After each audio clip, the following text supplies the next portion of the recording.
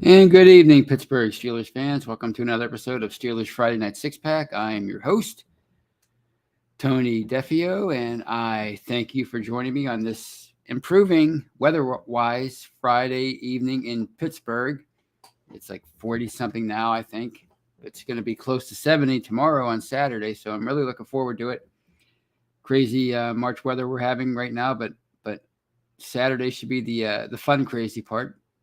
And Sunday. So I hope it's nice and warm. We're getting warmer wherever you are in Steeler Nation.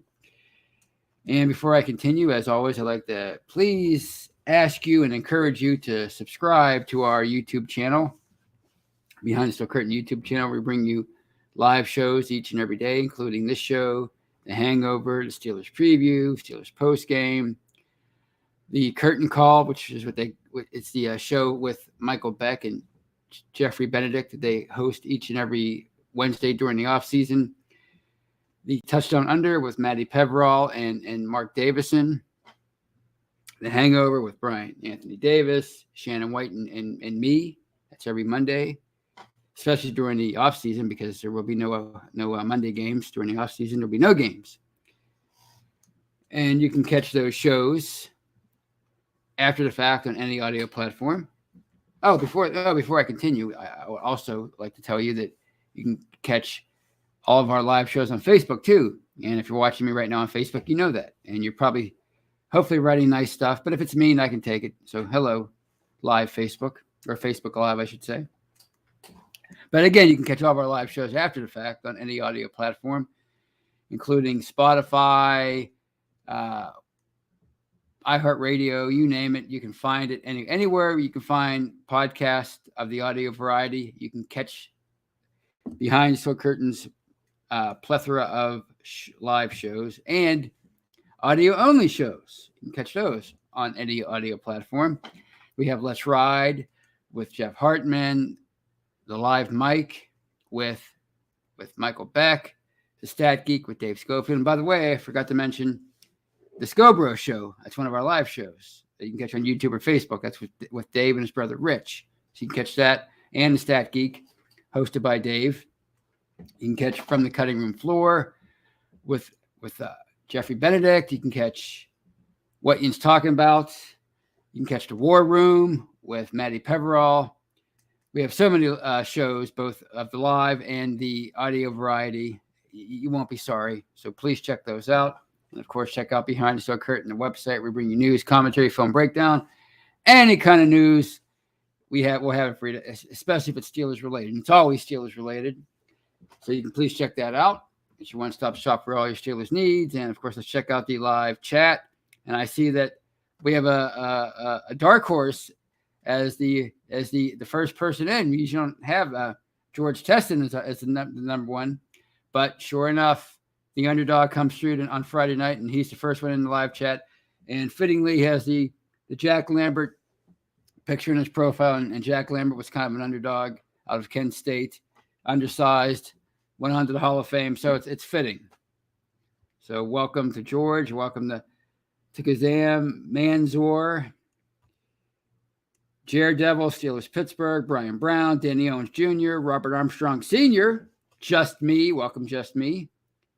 All right, you guys are awesome. And I'm so thankful that you are joining me tonight. And let's talk about the Combine. It's going on right now. I really haven't been paying a whole lot of attention to it. I'm not going to lie. I don't really get into the Combine. I mean, I research it after the fact for articles that I'm writing or, for podcasts such as this. But as far as like when it's actually happening, I'm not sitting there watching it intently. Of course, I don't have the NFL Network, but I also don't pay attention to it on YouTube or anything. It doesn't interest me. What can I say? I can't lie. I gotta be honest. But I do find some of the results interesting. And Kenny Pickett, the Pittsburgh Panthers quarterback, the NFL prospect, the guy who's going to go in the first round, where and to whom is yet to be determined, obviously, but he's going to be drafted in the first round. And the never-ending argument about his hand size, it came up around the Senior Bowl. And, of course, it reared its ugly head for him again this week. And his hands were measured, and he measured in at 8.5 inches, which is the lowest in some time. I think it's up there with, or down there with Michael Vick as far as hand size all time. And according to the records, according to the stats, Pickett will have the smallest hands in the NFL next year of any quarterback next year. So, he didn't really do much to alleviate the concerns there as it pertains to being able to pass a football, because there really isn't a ton of difference in size between an NFL ball and a college ball. At least I don't think there is. I'm pretty sure there isn't. And from what I understand, he worked out last offseason with an NFL ball, and he did fine. So I'm not really worried about that. But I guess the main concern, and I've heard this and I've read this, and it makes sense, is a fumbling issue. If you've ever watched, and we've all watched a ton of football, and for every time that a TJ Watt or Greg Lloyd or James Harrison or Joey Porter or somebody like that smacks a quarterback in the back, and just really, every time that happens and they dislodge the ball and there's a fumble, it happens 9 other times and the quarterback holds on to the ball, and you're like, how in the heck did that happen? And it's not just, the ball wasn't just tucked in. They have it in their hand, like they're holding a loaf of bread, and they still don't fumble the ball, And it's amazing. You're wondering, well, how's that happen? And some quarterbacks wear gloves, and you can attribute it to that, but a lot of them don't. And if you want to look for a good reason, it's because they have big, strong hands. I mean, Big Ben. 6'5", arguably the biggest quarterback ever in terms of stature. They have massive hands, and they're able to hold on to the ball with one hand. So that's why it's important for Kenny Pickett, and that's why it's an issue.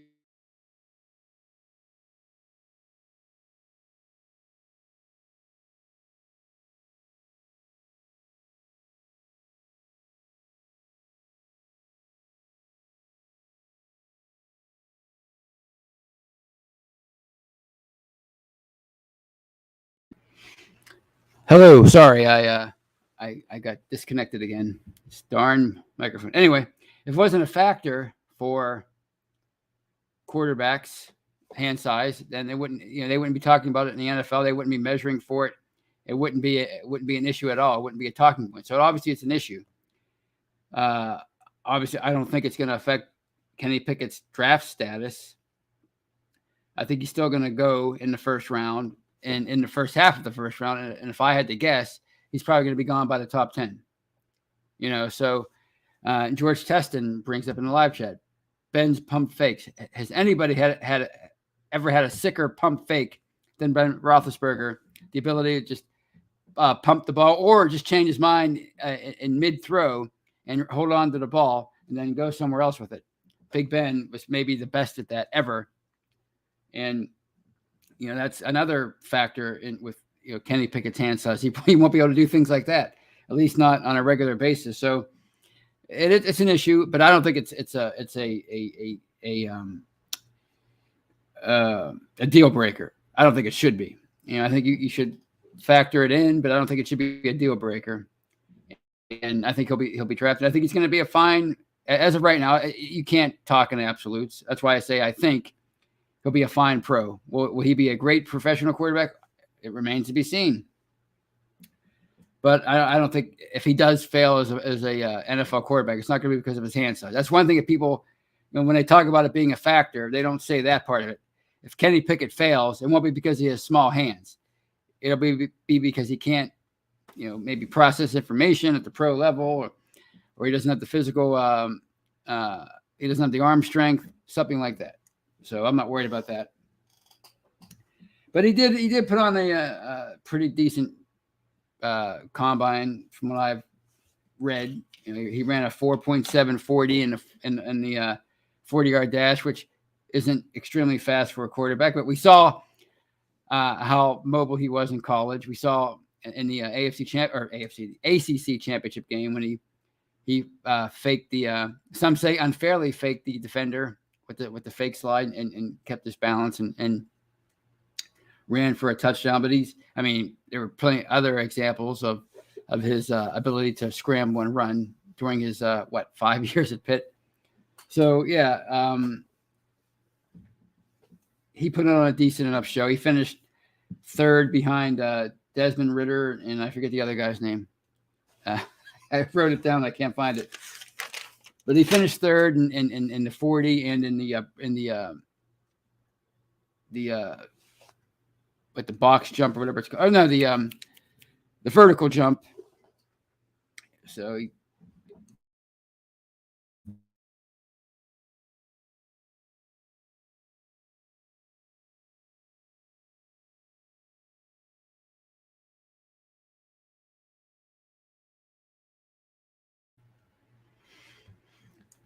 again, I apologize. I appear to have problems with my mic tonight, but that happens every now and then.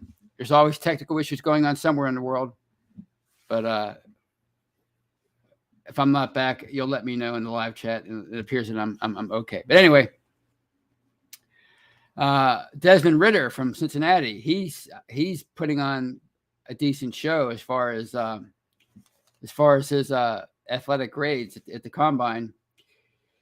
He ran a 4.52. I think he had a 36-inch vertical leap. So, what I find interesting about the combine is I don't necessarily think it's the most important factor in where a guy is going to get drafted. But I think a player's 4 or 5 year college career is way more important than the combine or the pro day. But let's be honest, they factor in heavily. We saw it so much in the past. I talked about this last year. What was his name? Mike Mamola, the guy was his name, from Boston College, who basically trained for the combine. He hired a trainer and trained by performing all of the usual exercises that in the drills that you would see in a combine. And he wound up going from maybe a 3rd round pick, and he was picked in the top 10. I think he was 7th by the Eagles. So he had a decent career, but he certainly didn't live up to his draft status. So there's no question that the combine factors in heavily. And when I see a player like Desmond Ridder doing as well as he has athletically at the combine, it's gonna raise his draft stock. And so it's gonna be interesting to see if he elevates himself into the 1st round, because we talked about him being a 2nd round pick so often, but we know how starved NFL teams are for quarterbacks. And if you fall in love with one, all it takes is one team to fall in love with a guy, or at least to create such a buzz about him that get other teams interested. So I think that Desmond Ridder, everybody knew about him, but I think he put himself on the map even more as far as being a possible 1st round pick with his combine. Whether I agree with it or not, as far as it being important, it's clearly important to NFL scouts and coaches, and so I think it's going to elevate his status. And Malik Willis, what I found interesting about the combine as far as the quarterback workouts is he didn't, in the past it was almost like a stigma to be a quote unquote running quarterback, an athletic quarterback, and it was these teams wanted pocket passers, they wanted tall quarterbacks and guys with strong arms, and which of course Malik Willis has. He has maybe the best arm. He probably does have the best arm in this draft class. I think I read something today that if the second he goes into the NFL, he's going to be in the top 10 as far as quarterbacks, arm strength. So he obviously has a great arm, but everybody knows what kind of an athlete he is. But he won't participate in any of the drills, which especially at a 40. I mean, he's believed to be the fastest quarterback in the class, and he won't participate. So I don't know what he's worried about. But to me, it clearly shows you how much the mindset has changed, and now being a running quarterback, and like a la Lamar Jackson, Josh Allen, that group, it's coveted now. So I think maybe he's not as fast as people think. Maybe he's not as athletic as people think, but he also doesn't want to. He doesn't want to ruin his. He doesn't want to hurt his draft stock by performing in the drills this weekend. He's going to save it for the pro day. Maybe more optimal conditions, maybe a more familiar environment. They usually have their pro days. I guess they always have their pro days at their where they went to college.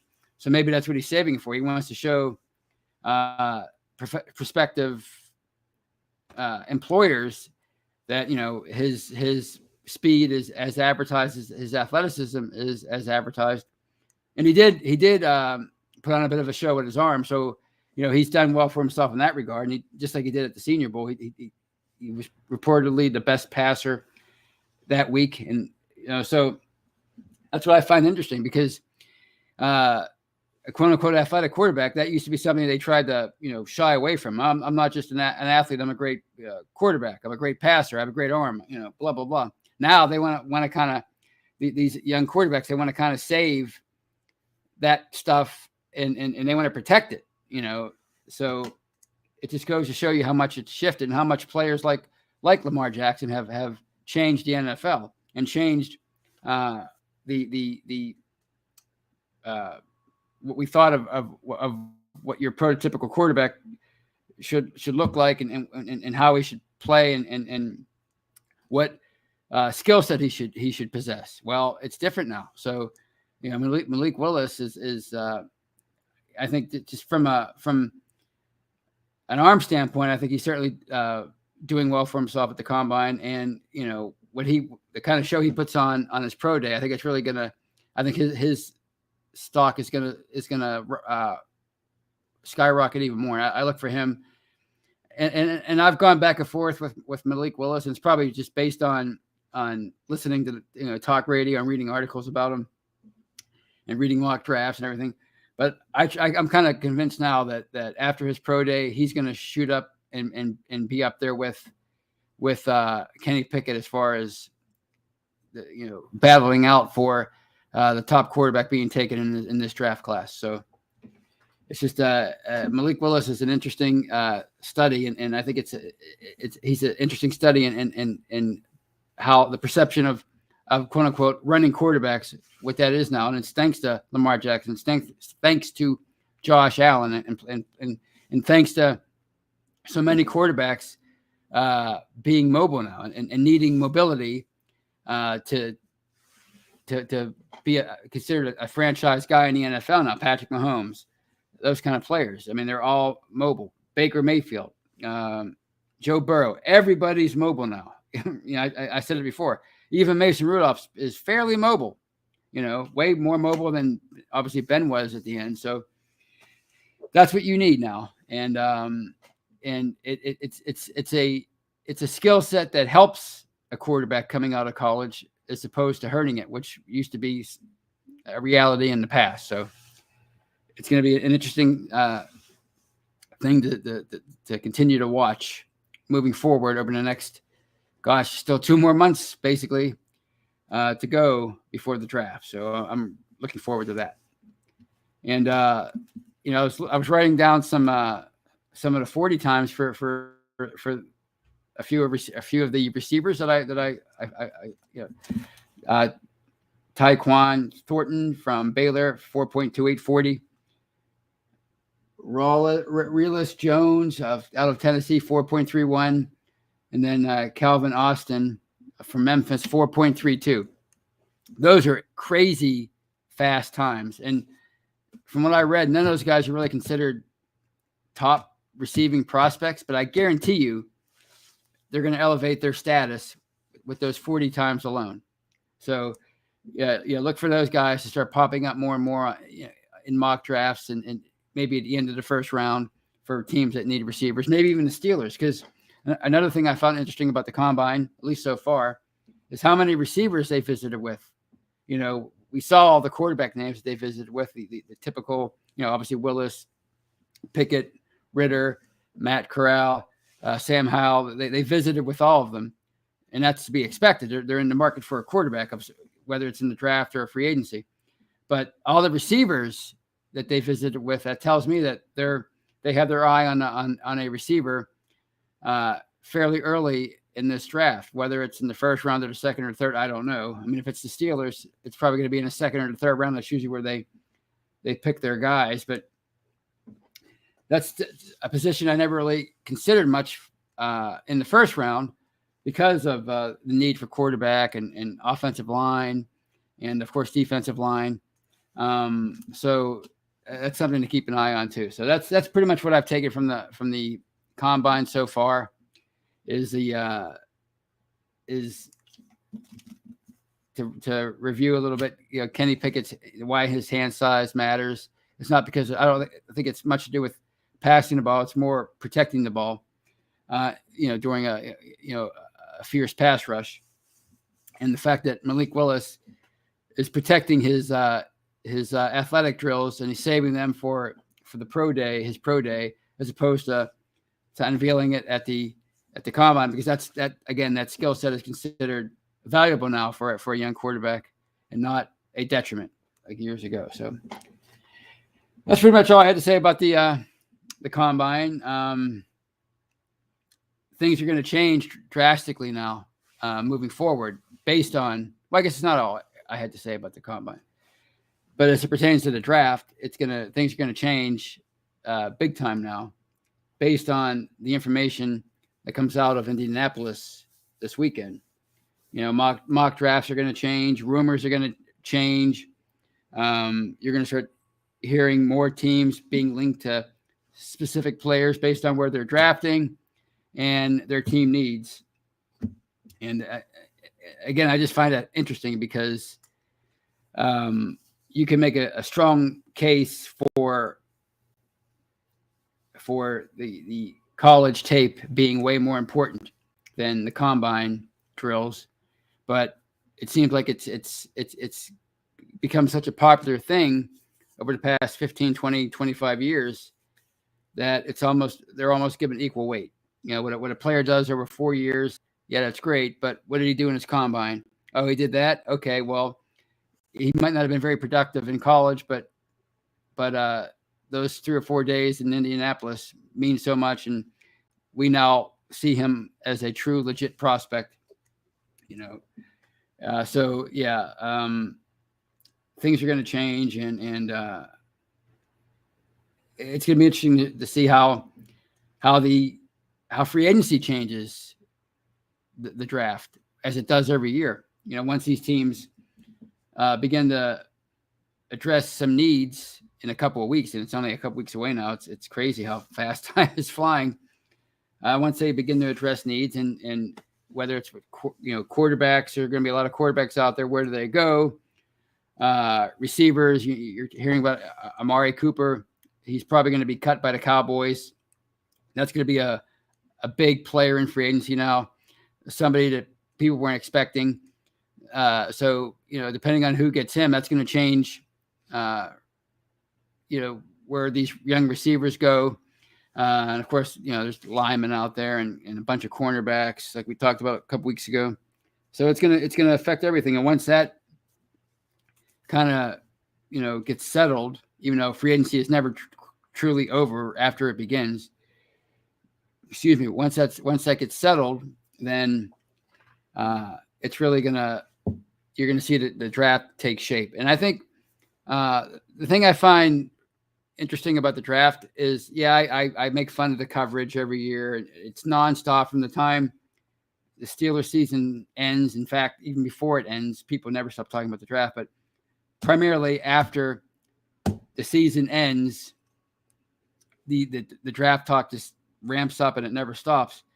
And it's just wild speculation for months. But then once the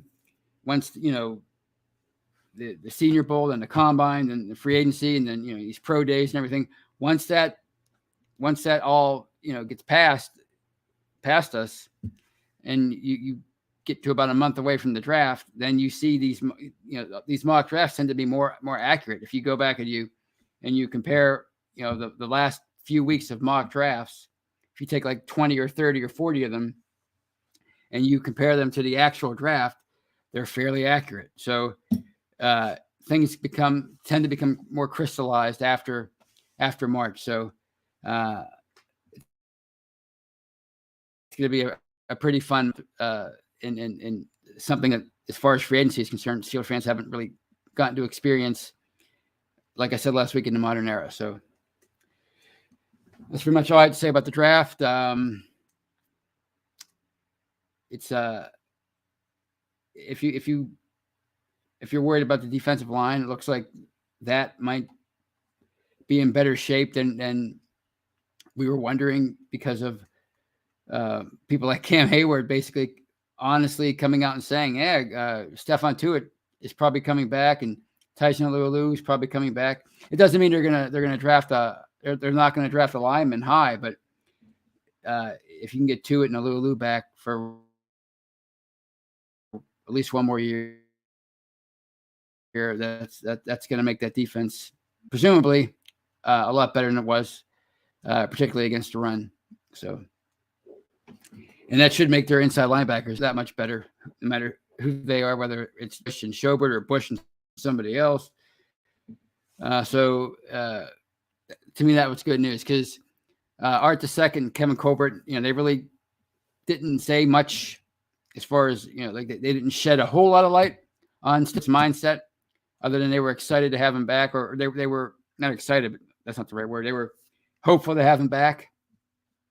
Whereas Cam Hayward kind of said, hey, he's coming back. So we'll see if that's true. And we'll see if they're going to ask him to take a pay cut, or if they're going to let him roll with the $13 million cap hit for 2022. So that's another interesting thing to keep an eye on. And, before you know it, the 16th will be here, and that's when all the wild news and is going to become a reality. So believe it or not, that's pretty much all I have to say tonight. And I'm going to take some time, a little longer tonight, to answer some questions and comments, because why not? There's only so much you can talk about with the combine, as far as I'm concerned. So let's see what we have here. Steelers Pittsburgh says, with all the free agent quarterbacks out there, it might become a bidding war for them. Hopefully the Steelers don't overpay for one. And that's where Mitch Trubisky comes in, I think. Michael O'Malley says Trubisky is Ben 2.0. I mean, if he is, then I guess you wouldn't be overpaying for him. But, I've heard, these insiders talking about Trubisky and what he could command. Jameis Winston, who has a much longer history, or like a few years longer, he's been in the league, and certainly has a much better resume overall. I read the projected salary for him for 2022, and it's between like 7 and 12 million. And they're talking about Trubisky possibly getting 15 or 20. I don't see where they get that from, other than the fact that, like Steeler Pittsburgh said, there's going to be a bidding war for these quarterbacks, because you figure there's Winston, Trubisky, Mariota, as far as free agents, and Bridgewater. Am I missing anybody as far as the prominent free agents? And then depending on maybe who gets cut, if somebody gets cut. So you're talking about going after 3 or 4 guys, all these teams. So that could drive the price up. But, paying 15, 20 million for Mitch Trubisky or Jameis Winston or Teddy or any of these guys, I don't know if that's a good idea.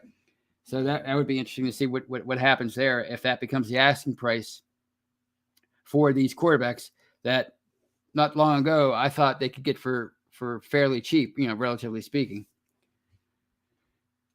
And Just Me says she likes Trubisky. A lot of people are starting to that's starting to gain momentum. The Jameis Winston excitement appears to have died down. I remember 2 years ago, people were really nuts about Winston, wanting them to sign him. Well, now that that seems to be more of a reality, people are shying away from him. I mean, he's coming off a torn ACL, so that's one part of it. But Trubisky, I guess a lot of times it's out of sight, out of mind. Because, he put up decent stats with Chicago, but he was never really what I would call a game changer. He never really had that moment or season. But, he took a year off behind Josh Allen with the Bills, and, people tend to forget. Look at Mason Rudolph back in 2019. people were down on him, and they were on the Devlin Hodges wagon. And then Hodges started to struggle. Mason Rudolph came in that Jets game and had a decent half or whatever before he got hurt. And then that was all anybody remembered of Mason Rudolph was that nice pass to Deontay Johnson in the Jets game before he got hurt. And then that was all you knew of Mason Rudolph for forever. So people started, his reputation was elevated because of that one play and then sitting out after that. So Trubisky took a year off. So that kind of elevated his stock. So that's starting to gain momentum. So we'll see what happens there. Of course, you're also hearing rumors still that Jimmy Garoppolo is a prime candidate for the Steelers to go out and trade for, which I like Jimmy Garoppolo, but I don't think there's a whole lot different between him and a Trubisky or a Jameis Winston. So why you would forget about trading draft picks, because I read you can get them for a couple of fourth-round picks, but why take on that much salary when you don't have to? So we'll see what happens. Here's one from Brian Brown, who says, I love the draft. I'm reminded every year that Mel Kiper looks like Charlie Sheen and Count Dracula had a baby. Yeah, good old Mel Kiper. He's not really a beloved figure when it comes to draft nicks out there, the amateur draft nicks, or the professional ones when you're talking about the NFL teams. But the interesting thing about Mel Kiper is he's probably the biggest reason why we're all huge draft nuts out there. He wasn't the first guy to go out and compile stats and make these little books for fans to be able to get their hands on and consume the draft in the days before the internet. He wasn't the first one to do that, but he is the one who popularized it, and he's been on with ESPN since the 80s. So he's one of the pioneers, but he's also not very popular with the people who love the draft so much. So it's kind of an interesting dynamic.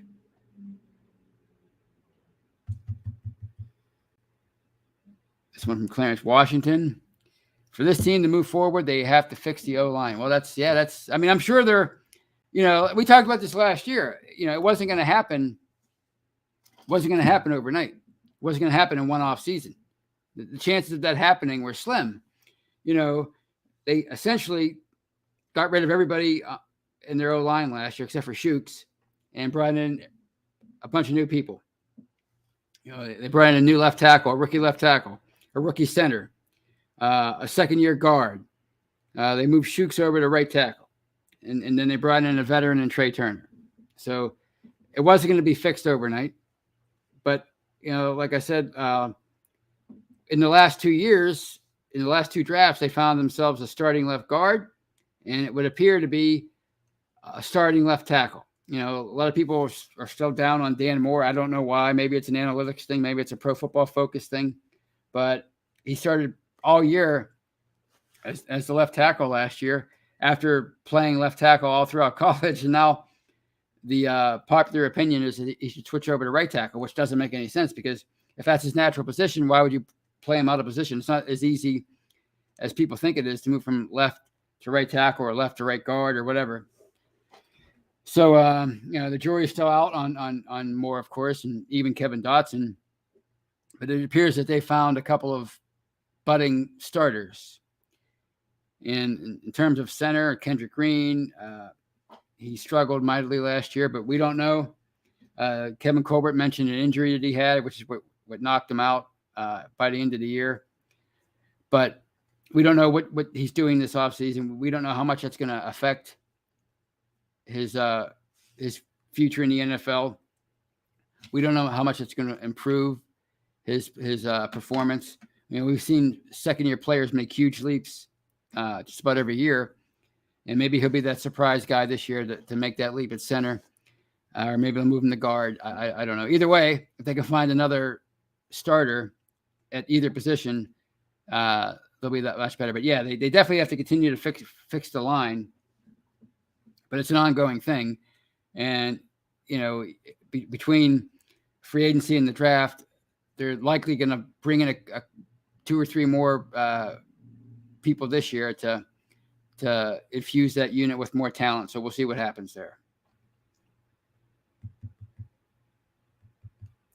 Michael O'Malley says that Mitch Trubisky, that he was a downfall of the Bears' ineptitude. I've heard that said, and that could be a deal. When was the last time the Bears had a great quarterback? They've never seemed to be able to. They've never been able to develop a quarterback.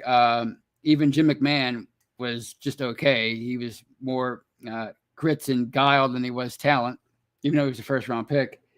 But yeah, they've never really been able to develop a quarterback, and maybe that was part of Trubisky's problem, because like we always say, it's not necessarily where you're drafted or who drafts you. And he was a second overall pick a few years ago, and he wound up with the Bears, and Patrick Mahomes was picked eight slots later, and he wound up in Kansas City with a couple of offensive geniuses. So, and a bunch of skill position players to work with. So sometimes you're a victim of your circumstances. You're a product of your environment, so to speak. So maybe if Trubisky's going to be somewhere in 2022 with a different team. So if he picks the right team, maybe that it'll go a long way in fleshing out that first round talent that from 2017.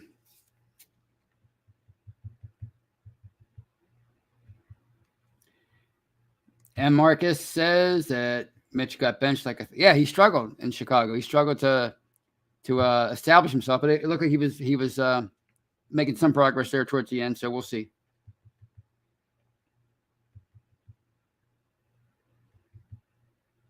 Brian Brown says, I don't know about quarterbacks that stunking up elsewhere. They usually don't get any better. There's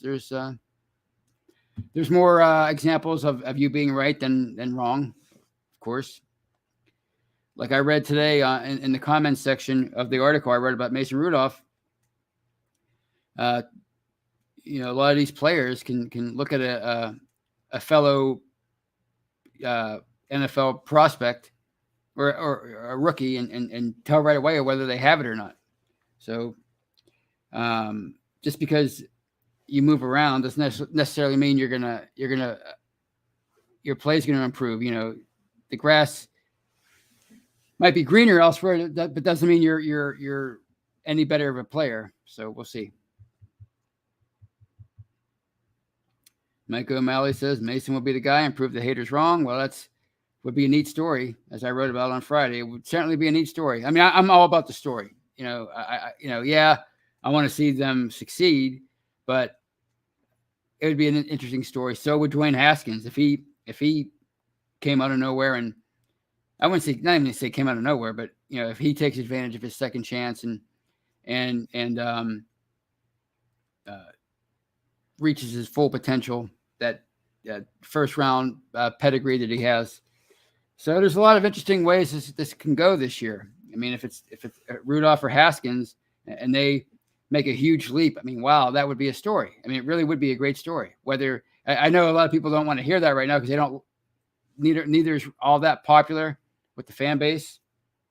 But if you get beyond that and picture yourself a year from now, you might be cheering for one of these guys, or you might be huge fans of one of these guys based on how their 2022 season panned out. So that's why sports is the greatest reality TV show, because you never know what can happen.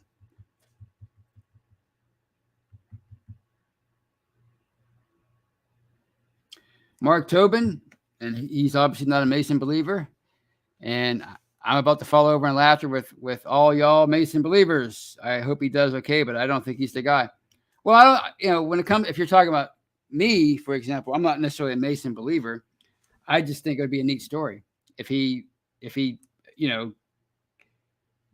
took that leap and became a good quarterback. It's not about believing, and I don't really, that's not really how I fan. I just like to.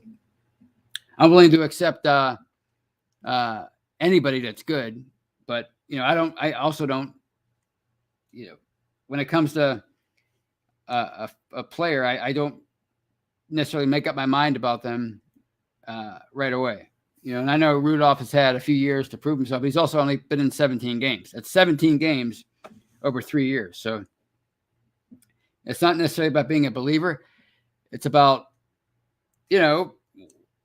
wanting to see a good story as far as, but I'm up for whoever can get the job done, whether it's Rudolph, Haskins, a draft pick, a veteran. I'm willing to give any of them a chance, because that's, I don't get all that bent out of shape about, this guy has to be the guy or that guy has to be the guy. I think Trubisky could be a great addition. I think Winston would be interesting. I think if they did go out and trade for Jimmy Garoppolo, I think that'd be pretty interesting. Obviously, somebody like Russell Wilson would be incredible, which that's the most unrealistic one, or same with Aaron Rodgers. But yeah, no matter what they do, it's going to be interesting. But the least sexiest scenario right now, and I think that's why a lot of people are down on Rudolph and Haskins, is going with one of those two guys. Because if you go with one of those two, the expectations are going to be really low, and people aren't going to be that into them until they show them that they can do it. So,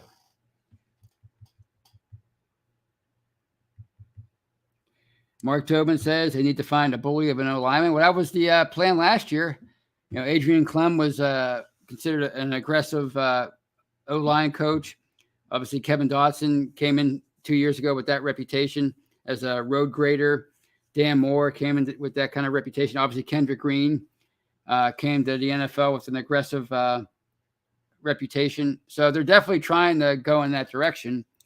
It's just a matter of finding the right pieces and the right coaches and the right combination of both to make it work.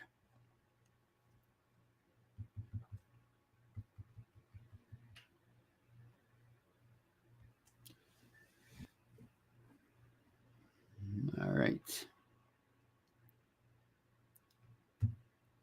And here's another interesting name that Clarence Washington brings up. It's time to let Banner go and not bring him back on a restructured contract. Yeah, he really, for a guy who really a popular player among the fans, he's really not done anything. I mean, last year he barely played. And I realized he was coming off a torn ACL from the year before, but at some point, you would have thought he'd have been able to crack that lineup, at least on at right tackle, with Shooks kind of struggling a little bit, but he never did. So I don't know what the deal is with Zach Banner, but he's another name that you have to keep an eye on. What are they going to do with him? Are they going to cut him? Are they going to is he going to finally win a starting job this year and be able to keep it? So we'll see what happens with Zach Banner. And here's one I didn't hear yet until Steelers Pittsburgh brings it up. It's rumored that the Browns want Trubisky to compete with Baker. That would be interesting if it were true, because of Baker being a number one pick 4 years ago, number one overall pick, and now all of a sudden you're bringing in somebody else to compete with him for your starting job. And if he beats out Baker Mayfield for the starting job, if that were to be the case, and what do you do with Baker Mayfield if you're the Browns? Do you keep him on the bench all year as a backup? So that would be a really, really intriguing development. But I don't see Trubisky. Honestly, he did that whole thing last year, behind Josh Allen. He did just like Jameis Winston did behind Drew Brees. I think these guys want to go somewhere where they know they can start. Like if Trubisky signs here, I think he would do that with the belief that, hey, I can beat out Mason Rudolph and Dwayne Haskins, and I can be the starter. But whereas if he goes to Cleveland, then he could find himself sitting behind Baker Mayfield and be on the bench for a second year in a row. So I think these guys want to go somewhere where they can start.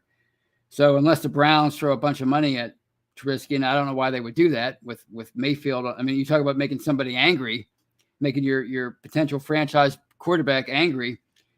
when he's looking for a new contract, you bring in somebody like Trubisky and you pay him a boatload of money, that would just not be good for morale. So I don't see that. It's an interesting rumor, but I don't see that happening.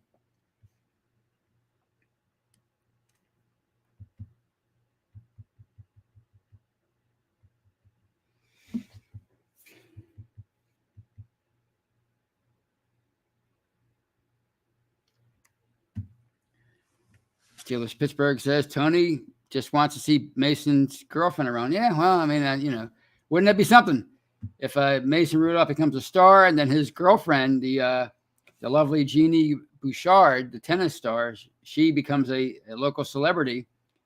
On par with Cam Hayward's wife and who else? Celebrity Mike Tomlin's wife. And it'd be funny if she was controversial like Patrick Mahomes' fiance. That would be really funny. But so far you haven't really seen that out of her, which I'm sure you would have by now.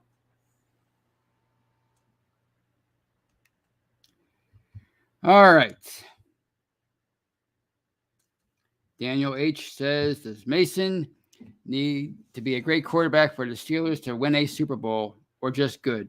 Well, that depends on a lot of things. If Mason Rudolph's a really good quarterback and they have a defensive performance on par with what they did in 2019 and their line is improved to the point where Najee Harris becomes a star running back, then maybe he doesn't have to be a great quarterback.